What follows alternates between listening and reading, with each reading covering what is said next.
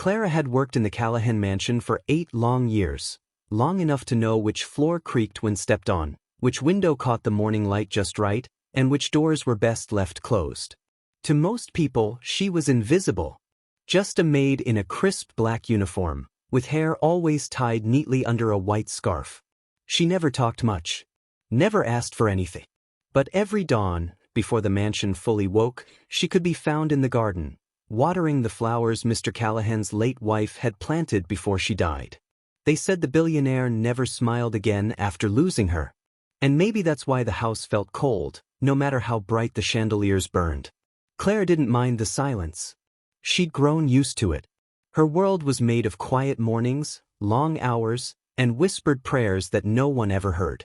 But there was one person who noticed her, Ethan, the billionaire's only son. Ethan was 12 when Clara first met him, a quiet boy with kind eyes and a heart too gentle for the world he was born into. While his father buried himself in business, Clara became the one who listened.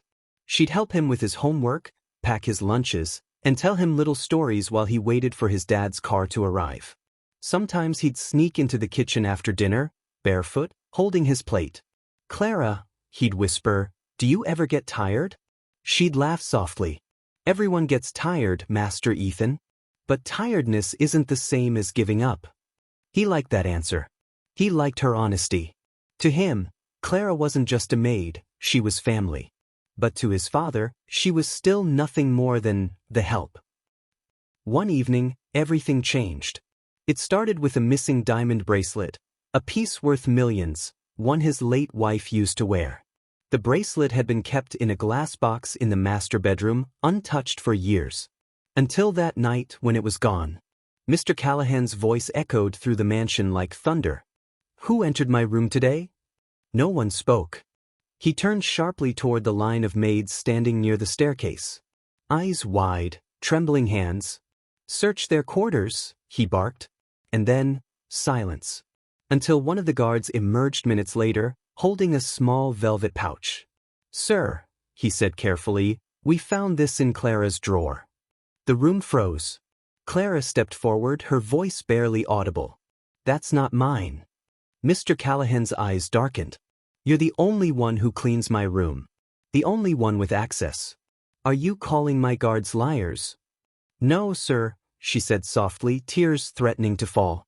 "But I swear on my mother's grave, I didn't take it." Her words fell on deaf ears.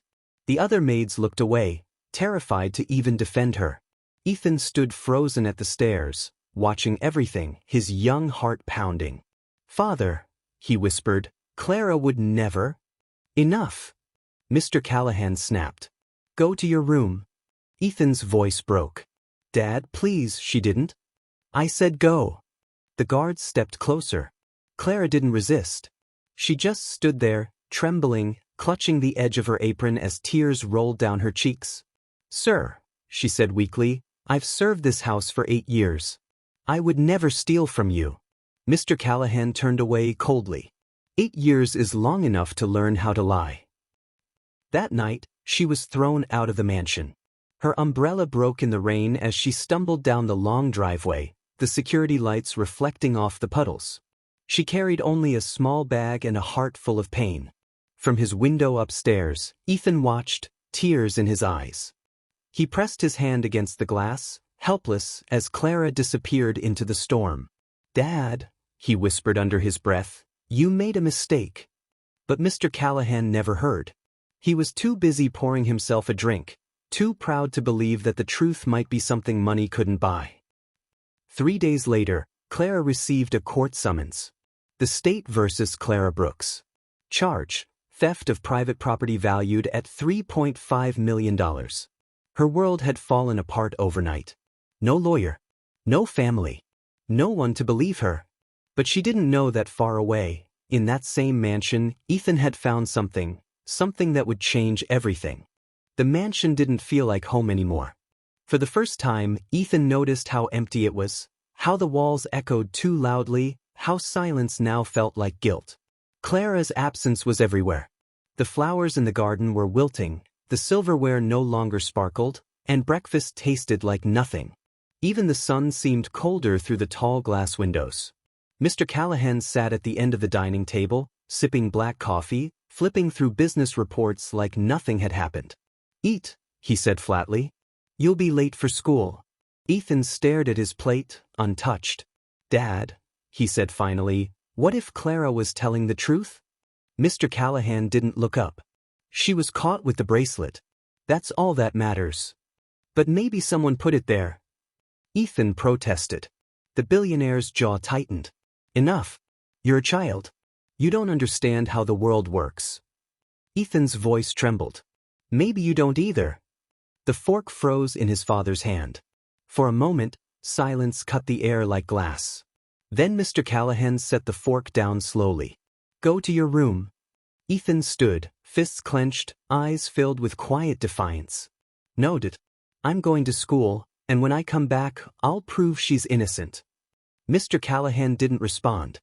He just watched his son walk away, small, determined, and heartbreakingly brave. At school, Ethan couldn't focus. Every sound reminded him of her, the way she used to hum softly while folding laundry, the way she told him to always stand up for what's right, even if you stand alone. Those words played in his head all day. After class, he snuck back into the mansion library. The security guards didn't question him. He was the boss's son, after all.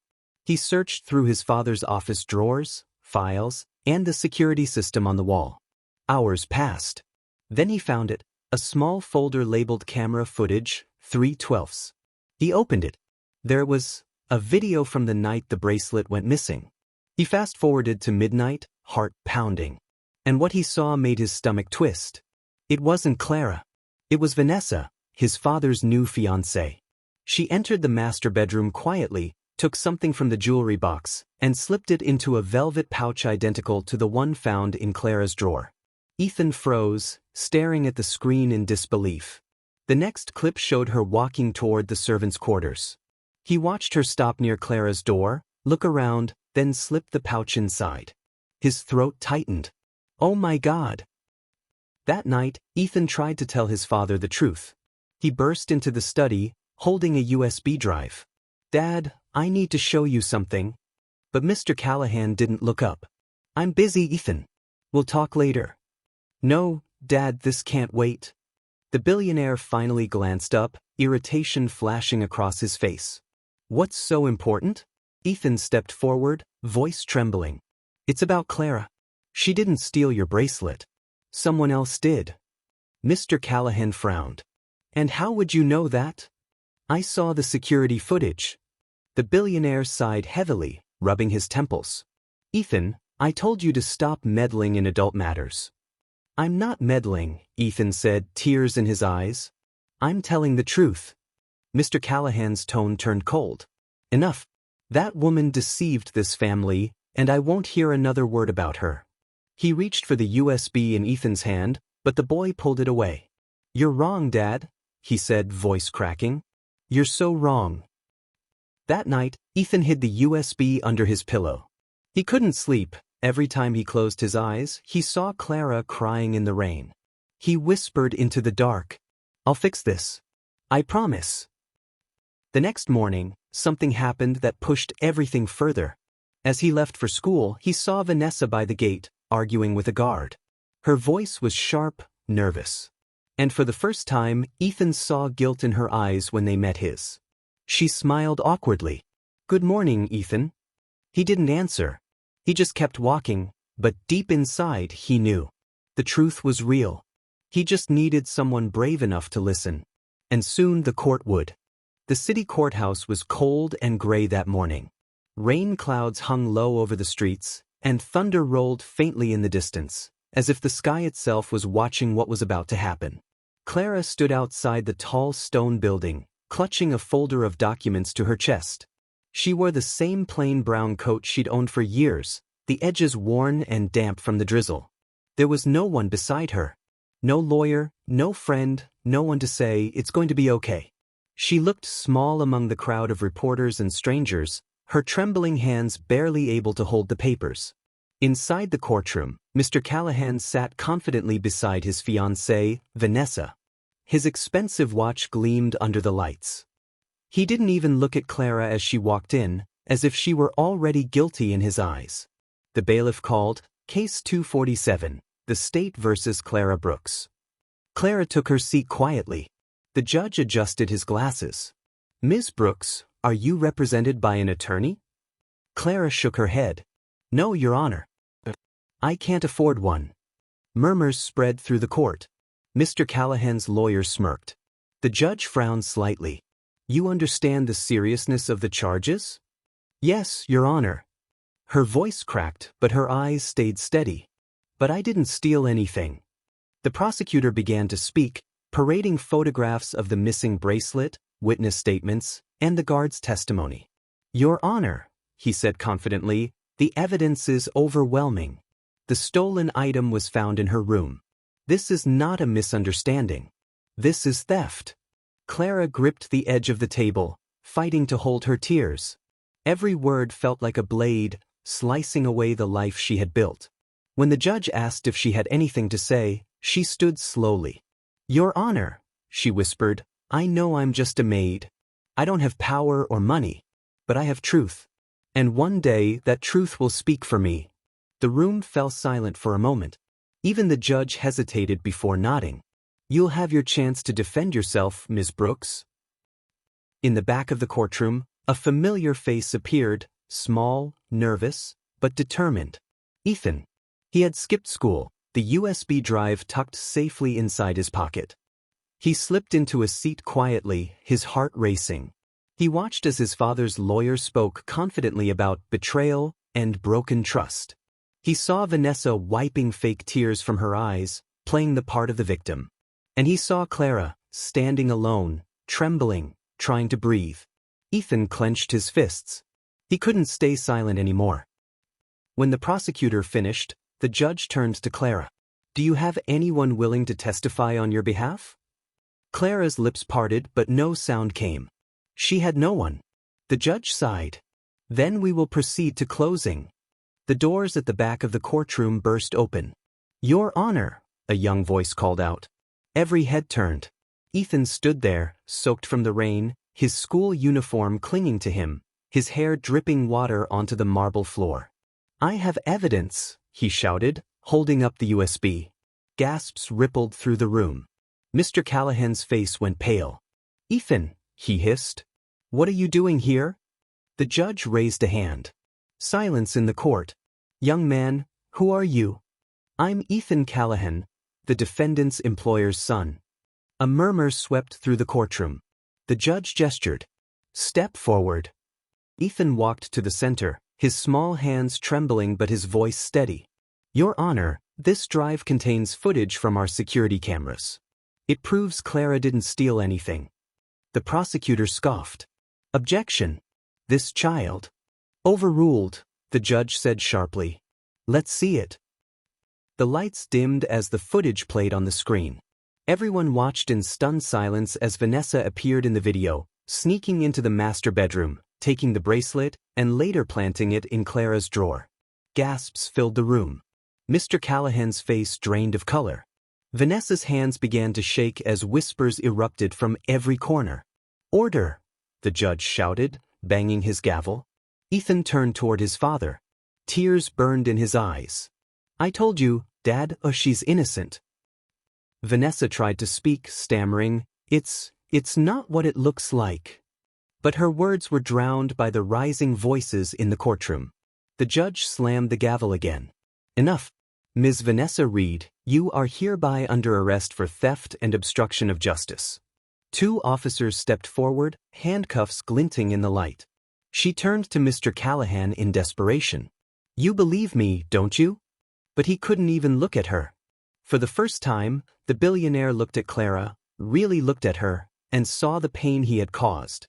He stood slowly, his proud posture collapsing under the weight of guilt. Clara, he whispered, I'm so sorry. She looked at him, tears glistening in her eyes. But all she said was, I forgive you. The courtroom fell silent again, not from tension this time, but from awe. Ethan reached out, took Clara's hand, and smiled through his tears. You don't have to stand alone anymore.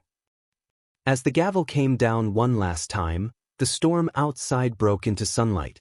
And in that golden light, the maid once accused stood free, not because of power, not because of wealth, but because one boy believed in her when no one else did. The rain had stopped.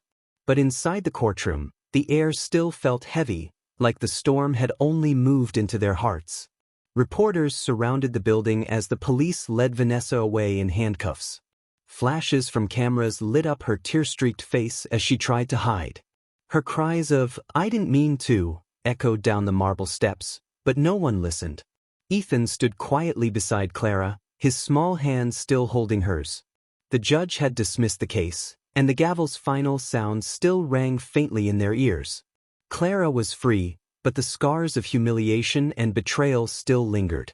Mr. Callahan stood near the doorway, watching her in silence.